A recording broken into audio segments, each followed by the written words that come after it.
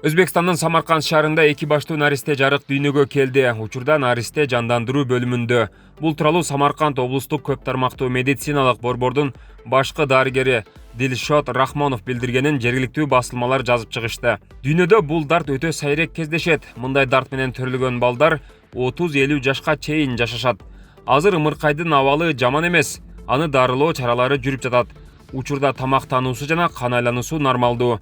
Азыр ага кычкылтек жетишпейт. Биз ымыркайды аман алып калуу үчүн бардык чараларды көрөбүз деген Рахмонов.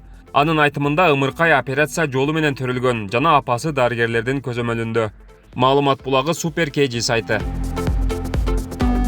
Жогорку кеңештин депутаттары ишин жыйынтыктап каникулга тарады. Төрага Дастан Жумабеков 2019-20 жылдагы сессиялык мезгилде парламент тарабынан 136 мыйзам, 614 токтом кабыл алынганын билдирди.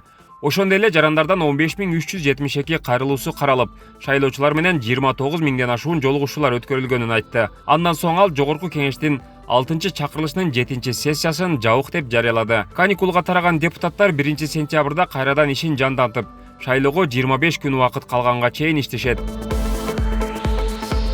Белгилей кетсек, быйыл Кыргызстанда парламенттин 7-чакырылышына шайлоо 4-октябрга белгиленген. Бишкекте автоунаа сүзүп кеткен 2 велосипедчендердин бири мүрт кеткенин Чүй облустук жол кыймылы коопсуздугунун камсыздоо башкы башкармалыгынын маалымат кызматы Спутник агенттигине билдирди. Кырсык бүгүн саат 10:40 Манас аэропортуна кеткен трассада катталган.